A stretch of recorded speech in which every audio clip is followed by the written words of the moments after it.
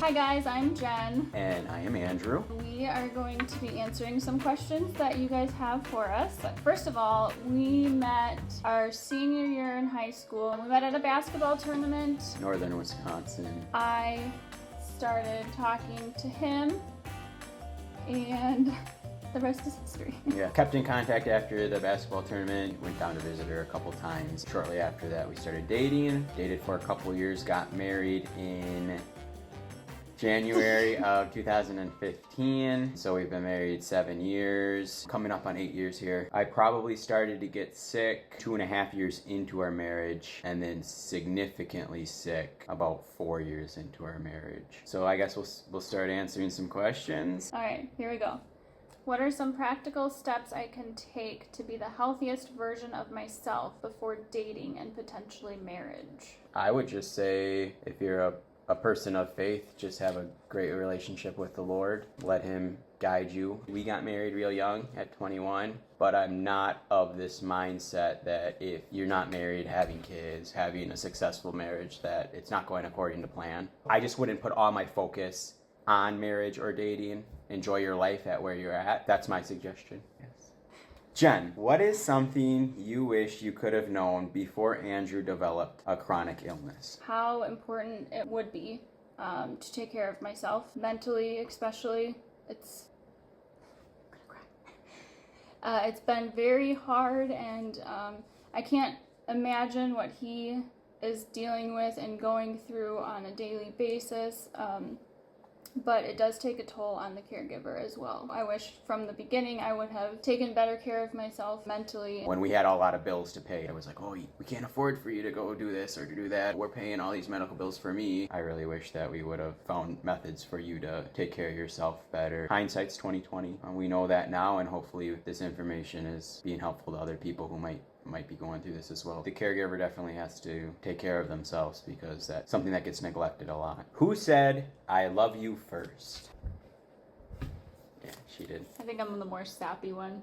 Yeah. How do married couples navigate the medical expenses that come with illness, particularly if the one who is sick cannot contribute financially? You stopped working in 2019. We ended up moving in with his dad and stepmom, and we lived with them for almost 2 years, and they were very gracious and allowed us to live there without paying rent so that we could focus on his health. We had food stamps for a short period of time. We sold a ton of stuff. I mean, this has not been easy by any stretch of the imagination, but I think it's taught us, if you don't have your health, there's other things in life that really aren't that important, possessions being a main one. I mean, you name it, we sold toasters and microwaves and her KitchenAid, and that money that we were bringing from selling our possessions was going straight to medical bills. Also, certain hospitals, you can apply for donations to cover people's bills who are going through financial troubles. But also too, if bills get out of hand, collection agencies that are coming after you, look into what you can do. Call and say, I don't have that much money, but I can pay this. A lot of times they will work with you. You can't just not go to the hospital if you need a hospital trip. Thankfully, we've had some great people along the way. So we've been blessed that way. But it was definitely a challenge for a long while to make ends meet. Which of you is the messiest? That would be for sure, without a doubt, me. 1000% me. I'm over the top clean. I've gotten so much better. She's gotten a lot better. So much better. Did chronic illness change either of your expectations of what you thought marriage would or should be like? So, short answer is yes.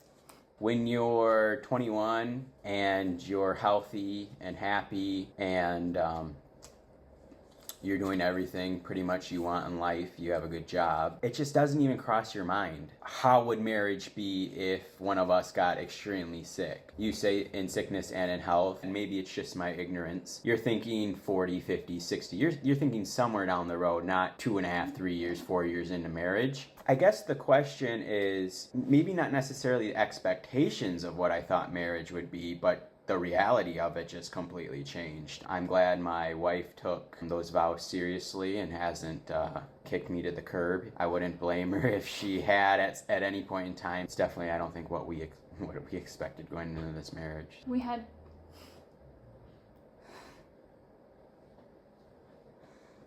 We had plans. We were gonna go to Hawaii for our 5-year anniversary, and then we were gonna start trying to have kids after 5 years, and now 8 years, almost 8 years into marriage, and it's just none of that. Right. You don't need vacations or anything to have a good marriage, but it's definitely something that we were looking forward to. I think especially not having the kids right now, that's really hard. When you talk about it prior to marriage and what both your plans and desires are, we both wanted kids. She was coming into a marriage expecting to be able to have kids and raise a family, and that was not God's plan. It was, kind of taken from her too. It's changed quite a bit. We talk about it. We really do try our best to focus on the breaths we've been given every day. And, we had plans to go to Hawaii, and then for a while it was if I made it into the car one day, it was a win. So I think a lot of times it's all about perspective. But yeah, the expectations and the reality definitely changed. We're trying to make the best out of our situation, and really that's what I would encourage everyone else to do. Just really do try your best in every situation. Which of you is the better cook? It's true.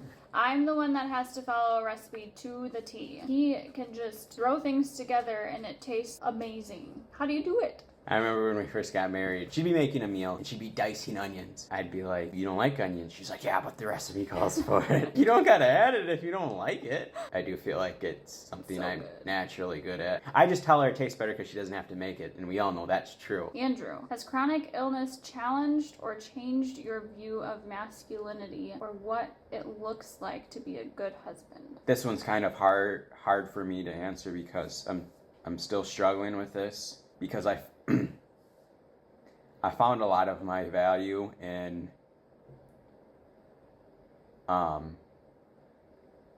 being a provider, and maybe I hid behind that for a long while with not having other things to offer that should have been offered as a good husband. And I would like to hope I'm learning some of those characteristics now, just being able to see that my wife has been able to carry us for 4 years, longer than I've carried us in this marriage. So definitely in the beginning, had more of that. I'm the provider, and so that was hard to get over. But I believe I still can have value, that you can have value, not bringing in any income. You always have something to offer. What it looks like to be a good husband, I think I just kind of go back, like we touched on earlier. Early on, I could have done a better job at making sure my wife was still being taken care of, even if that didn't mean I was directly taking care of her. I could have made sure that she was going on dates with her girlfriends and getting her nails done every once in a while, and maybe going to therapy earlier to deal with the trauma that she's been going through with this, to see her husband's health just be stripped away. That's a good question, and I'm still working on it. I don't have it down. I don't think I'm even close to it, but it has definitely changed my view of masculinity and what it looks like to be a good husband. Next question, I guess. Oh, it's a big one. Being consumed with talking about a chronic illness can be a huge problem, but never talking about it is also a problem. How do you think couples can maintain a healthy level of communication regarding the health of the chronically ill spouse? That's a deep one. You got anything? I can start going, but I feel like I'm talking a lot more than you. You start. Okay. I can add. Okay. You need to talk about it. I think that's healthy. But I think the way you talk about it is best, and not always woe is me. Jen will probably attest to the bad days I'm having. I talk about my health issues more. I talk about, this sucks. Where on my good days, I'm like, okay, I'm going to try this, and this. You have to change your mindset too. If you tell yourself you're not going to get better, you're not going to get better. Yeah. I try and remind him, change your mindset. Stop thinking like that. Stop talking like that. I've also tried to come up with phrases when people have asked me how I'm doing. The people who ask, they truly do want to know how I'm doing. But if it's a bad day or a bad week, I don't want to be that person that's like, oh, it sucked again. I came up with a phrase, how you doing? And now I say, I'm doing everything I can to try to get better. It's not lying to them saying you're fine, but it's also not going, oh, let me tell you how awful my life is. Like she just said, always have that positive mindset. Jen, has Andrew's illness changed or challenged your faith or your view of God in any way? Oh man. It has definitely challenged me. I unfortunately have kind of become angry and bitter with God. Why hasn't he healed my husband? It's been 4 long years. I don't like seeing him like this every day. I start every morning with prayer, and I ask the Lord to help me to just have a peace that only he can give. I think that has definitely helped me. I'm still learning, and I'm still trying to get better. Also, I turn on gospel music and I crank it and I sing along. God can heal, and it's hard not knowing when. He can heal if he wants, but I believe the Lord's working on me and us to be okay if I never become okay. And that's hard. And that's really hard. That's been the most difficult thing, I think, for us. That might be the biggest challenge through all of this. We're responsible for our own joy. Like, I don't mean to come across as just crass or anything, but these were the cards that we were dealt. I'm not gonna let it ruin us. Yeah, it's definitely a challenge. Try not to. Oh, another one for you. Alright, this one's for me. Jen, when Andrew experiences a health-related challenge, like an ER visit, health crisis, hospital stay, etc., how do you personally navigate and process your feelings and experiences? Process my feelings. I think that I'm still learning how to navigate and process my feelings. I don't know. Still working on it? Still working on it. Which one of you is the most emotional? Me, unfortunately. I will say though, you have become more emotional. Thanks. Throughout this. Yes, I have. But I'm still more emotional. Another one for Jen. Great. Jen, what is it like to be in a relationship with someone who is chronically ill? Answer honestly. It's hard. It is. It's challenging. I love him, and I'm willing to do anything for him. When he first got sick, we were up in the middle of the night taking care of him at all hours. It's coming home from work, being there for him when he needs me the most. Yeah, it's not gonna lie, it's hard. I don't know how she does it. I really don't. Like I said, start your day off in prayer with Jesus, because that will definitely set the mood for the day. I think it's your turn. Oh. Who is the first to say I'm sorry? What's that? What was that word? Sorry. Him, for sure, him. I struggle apologizing. Don't have to apologize when you're never wrong. I'm not always right. I'll admit that to the camera. Now that I got it on camera, yeah. How do you develop healthy connection in your relationship without creating codependency, especially in a relationship where one partner is chronically ill and often depends on the other person's assistance? That is a really good question. It's something I still struggle with. I don't have the answer for this one. I think I have created a codependency, which is what I need to get away from. I think there's a point in time where I needed her to do everything. I'm at a point where that no longer is the truth. I was used to having her have to do everything.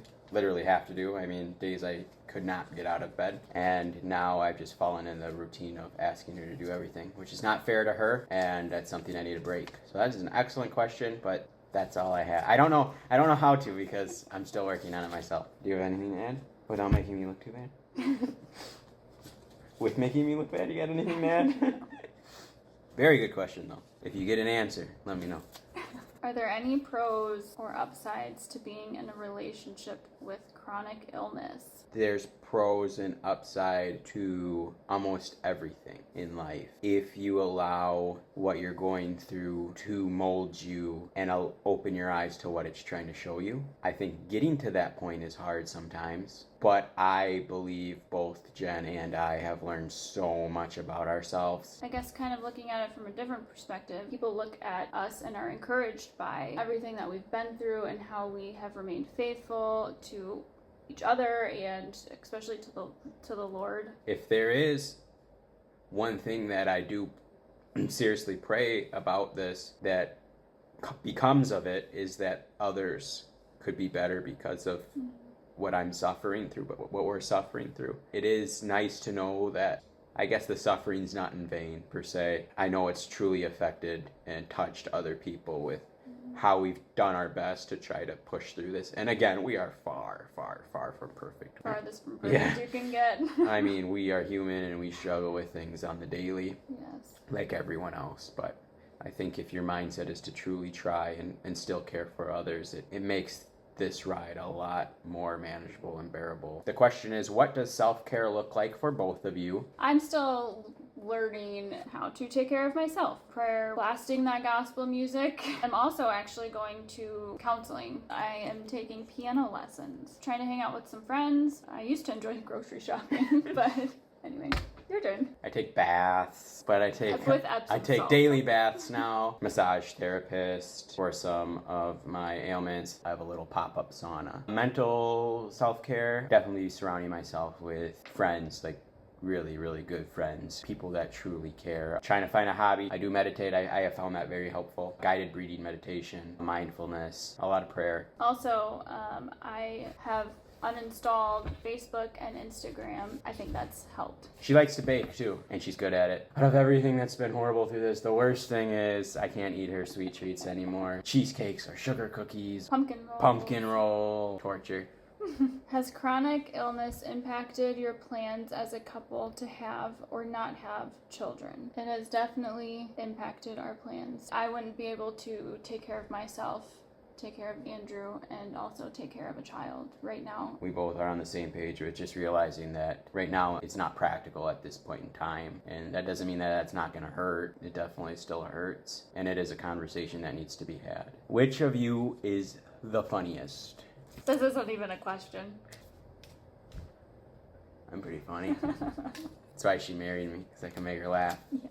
Do you ever struggle with feelings of guilt regarding being the sick one in the relationship? If so, how do you navigate those feelings? Oh yeah, for sure. I feel guilty all the time. In the worst of my illness, I was having a hard time finding value. And I actually told her, please leave me. I felt like that was the best way to show that I loved her. It was like, I care for you so much, I want you to have a good life. Instead, what I need to do is just see where I can still add value and make sure that I'm getting out, even if I'm suffering. And this is really difficult to think about. But if I'm gonna suffer at home on a day, and going out will only make me slightly worse, or not worse at all, but still suffer. I understand we all like to be sick in the comfort of our own homes. But when someone has been sacrificing so much for you, you can sacrifice a day of feeling uncomfortable. To an extent, I understand, like when I was having my massive tremor episodes and I was passing out, yes, don't want to be on a hayride at a harvest fest doing that. I do feel like I've been trying to be miserable outside of the house. I made it to her sister's wedding, and that was a huge task. So now that I'm at a point where, okay, yes, it's going to suck being out there, but it's going to suck being at home too. You just have to learn to look at the greater picture and just see, like, there used to be sacrifices from both ways. So I guess that's how I do my best to navigate those feelings, not feel guilty for the things I honestly can't control. But if I choose not to do something, and in the back of my mind, I know I could have sucked it up for 2 hours, I could have made an effort. If I can eliminate those guilty feelings, I think it brings down the guilt a little bit, and that helps. Last question. Oh. We're gonna end. This is fighting words right here. We're gonna end in a fight. Which of you is the worst singer? I'll admit I'm not as good of a singer. He's a good singer. We're both the same. Oh, okay. Can we say that? I thought we were gonna fight over who wasn't gonna admit to it, but we both admitted that we thought we were worst. Oh, so you don't think you're worse than me? You just think we're even. Okay, so I do think I'm worse. I think that's all we had. It was a pleasure doing this. I'm glad my wife held that gun against my head and made me do it.